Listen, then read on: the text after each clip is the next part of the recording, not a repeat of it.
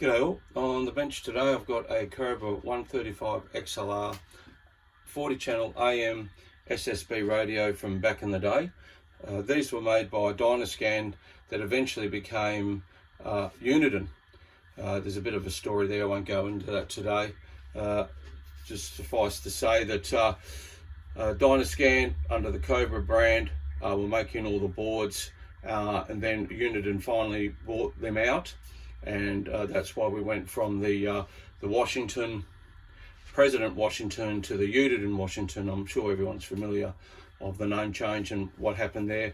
Not only was there a change of names, corporate names, there's also a change of boards. I'll go into that shortly.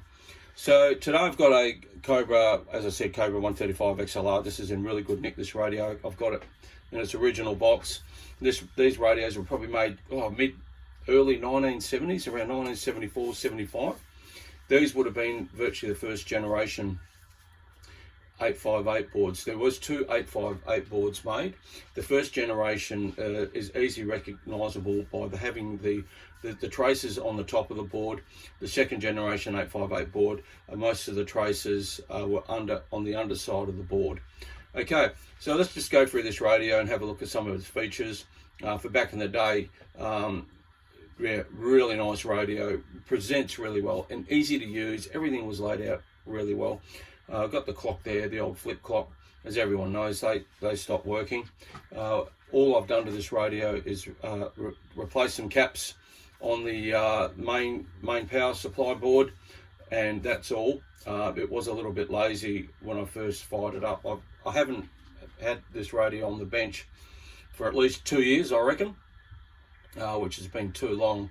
But yeah, it fired up straight away, and yeah, it's really good to listen to, easy on the ear. A really nice speaker under here, under the front grille section, which was very handy actually. When they did the Washingtons, actually the forward facing speakers are always the best. Okay, so let's just have a quick look. So as I said, there's a 40 channel AM SSB, nice big LED readout, great mode selection here, AM upper side, lower side, nice and easy to use.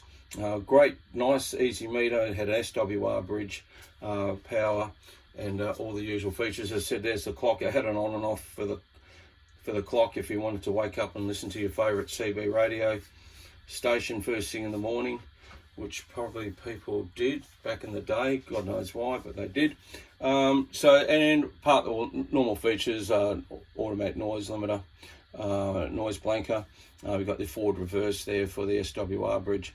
Okay, so the other thing is you've got SWR calibration, you've got your squelch, you've got your dynamite, which is a power mic, RF gain, volume, and voice lock, which was clarifier. So we'll just have a quick listen to see what's floating around on any of the channels at the moment. There was a bit of Hawaii coming in on 35 lower side earlier on. Got a few Eastern States stations at the moment. Just turn that, wonder if you can hear anything. Fairly quiet at the moment. The skip's been rather unusual. It's the 27th of December over here in Perth, Western Australia, and yeah, we're a bit funny with skip. The Eastern States stations get a lot of skip out of the States, out of Hawaii and everything like that. We don't do it as predominantly because it's about 4,500 kilometres between Perth and Sydney, but in miles, I suppose it's about 3,000 plus miles. I think Australia is, I could stand corrected, is slightly wider than the United States of America if you went from East Coast to West Coast. I don't think there's a lot in it. So we don't have that big Pacific Ocean bouncing the signals into our QTHs like they do in the Eastern States. But we do get a lot of Europe and everything coming back the other way because we're on the Indian Ocean side, and we get a fair bit out of South Africa and everything like that.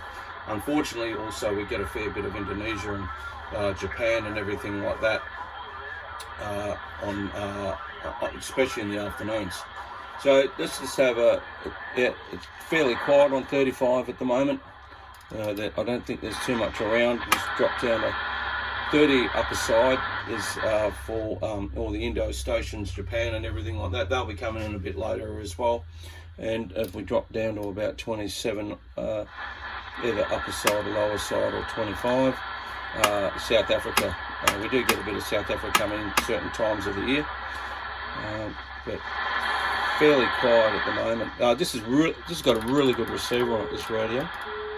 Yeah, it works exceptionally well, and yeah, I couldn't be happy with it. I'm glad that it's stock standard. It doesn't need to be have extra channels or anything like that.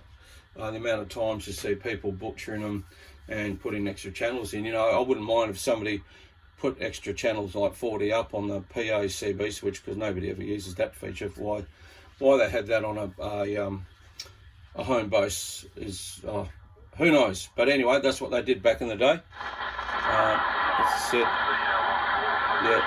yeah, just got a bit of Eastern States coming in. So that's a basic look at the Cobra 135 XLR. Yeah, it's a great radio to listen to, great radio to use. It does full power. It's not tricked up or anything like that. Apart from me changing the caps and changing the light in the clock and the light in the meter to a low density LED light. That's all that's really happened to this radio. And yeah, hopefully it keeps on going for another 40 odd years. I don't know if I'll be around then to use it, or what will happen to CB then, but yeah, it's great to keep these old radios in their original condition, and I couldn't be, as I said, any happier with its performance or its aesthetics. You know, it doesn't have any scratches. It's still got the original plastic on here as well. I've got all the original foam inserts, all the original instructions and everything that came with the radio. So yes, it's one for the collection. Okay, hope you like this quick video. Don't forget to subscribe if you're new to the channel, like and share and do all this good stuff, and I'll catch you on the next video. 73s for now.